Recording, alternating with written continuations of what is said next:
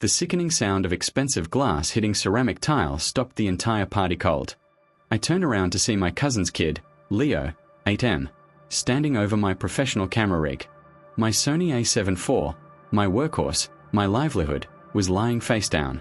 My prized FE24 to 70mm f/2.8 GM2 lens, worth $2,300 on its own, was surrounded by shards of broken glass. The room went dead silent. The music seemed to stop. 20 family members turned to look at the small boy standing in the wreckage of my career. I didn't scream. I couldn't. I dropped my plate of food and rushed over, my heart hammering a frantic rhythm against my ribs. "Leo," I whispered, falling to my knees. "What did you do?" Leo looked up at me, his eyes wide. He wasn't crying. He looked disappointed. "I wanted to take a picture," he said, pointing at the camera.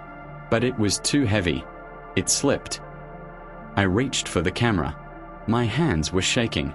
I picked it up by the body grip. The lens dangled at a sickening angle. The mount had sheared. The metal bayonet was twisted. But the front element. I turned the lens over. The massive, curved piece of precision glass was pulverized. It looked like a kaleidoscope of misery. The impact had driven the glass shards backward into the aperture blades. I shook it gently. It rattled like a maraca filled with diamonds. "It's broken," Leo observed, wiping his nose on his sleeve. "You should get a lighter one. Like my iPad." My cousin, Sarah, Leo's mom, rushed over. She had a glass of wine in one hand and a napkin in the other. "What happened?" she asked, breathless. "Did he hurt himself?" She scanned Leo for injuries. Finding none, she let out a sigh of relief. Then she looked at me, kneeling in the glass. "Oh, thank God," she said. "I thought he cut himself. It's just the camera." "Just the camera?" I looked up at her. "Sarah, this is my professional gear. This lens costs $2,300. The body is another $2,500. He just destroyed $5,000 of equipment." Sarah blinked. She took a sip of wine. $5,000? Don't be ridiculous, OP. It's a camera. I bought a Canon for my vacation last year and it was like $400. Stop trying to scare him. This isn't a point and shoot. I stood up, the ruined rig heavy in my hands. This is a Sony G Master. It's professional grade. And your son took it off the table without asking. He's curious. Sarah snapped, her maternal defense mechanism kicking in. He likes art. You should be flattered he wanted to use your camera. Honestly, you shouldn't leave such expensive things lying around if they are so fragile. It was on the dining table. I yelled. In the middle of the centerpiece. He had to climb a chair to get it. "Well, he's adventurous," Sarah shrugged. "Look, it's fine. We'll pay for it. How much can a lens really be? 200. I'll write you a check later. Now stop making a scene. It's Grandma's birthday." She turned to Leo. "Come on, sweetie. Let's go get some cake. Uncle OP is just grumpy about his toy." Leo stuck his tongue out at me and ran after his mom. I stood there, holding the twisted metal and shattered glass. $200. She thought she could fix a shattered G Master lens with $200. I walked to my camera bag. I carefully placed the broken pieces inside. I wasn't going to eat cake.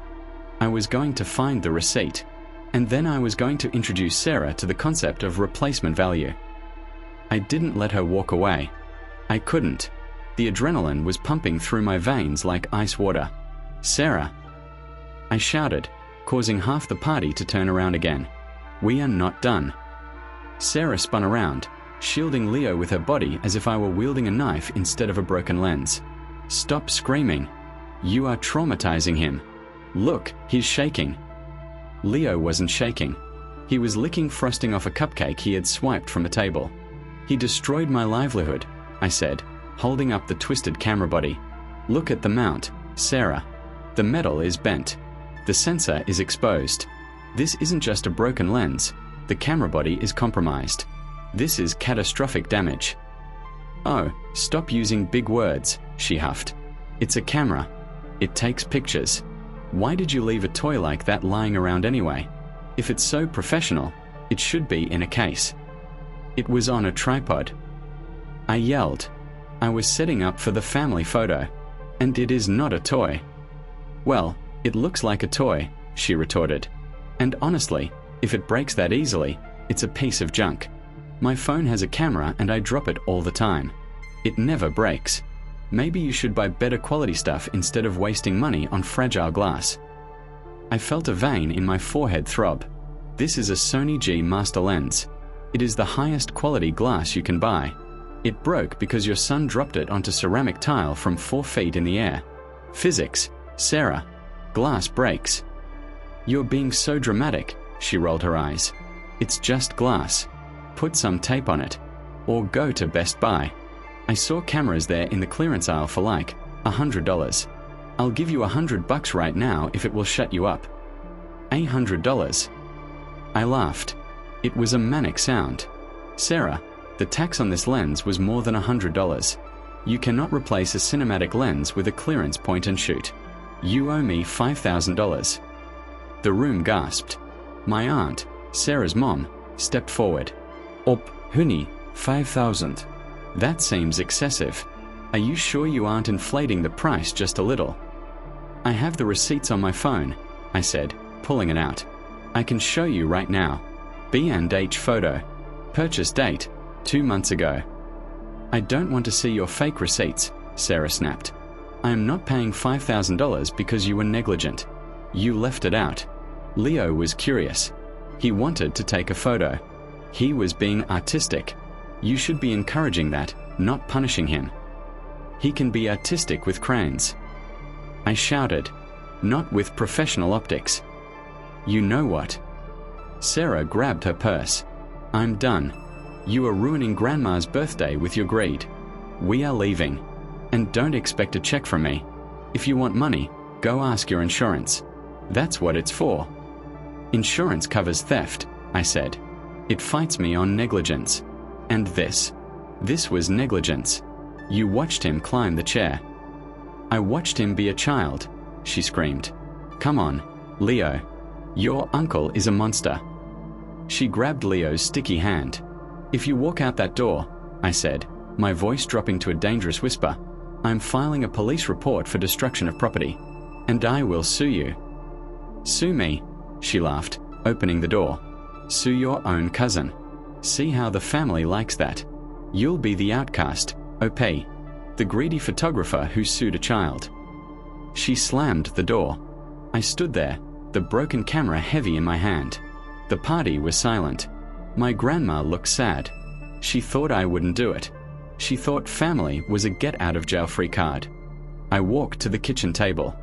I took a picture of the shattered glass on the floor. I took a picture of the bent mount. I wasn't going to Best Buy. I was going to the repair center. And then I was going to court. I drove straight to Procam Repairs, the only authorized Sony service center in the state. I walked in carrying the twisted metal carcass of my S7 for like it was a deceased pet. The technician, Dave, took one look at the shattered lens element and winced. Dropped? He asked. Dropped, I confirmed. Lens first. Onto tile. Dave ran a full diagnostic. It took 2 days, but the email I received was the smoking gun I needed. Lens, FE24 to 70mm GM2 catastrophic damage to front element, helicoids, and focus motors. Barrel is warped. Beyond economical repair. Camera body, A7 IV mount flange sheared. Sensor alignment compromised. IBIS mechanism failure. The quote for repairs and replacement parts was attached. Replacement lens, $2,298.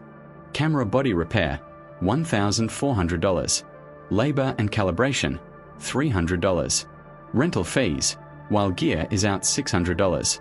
Total, $4,598. The invoice. I texted a screenshot of the official quote to Sarah. Me, here is the official damage report.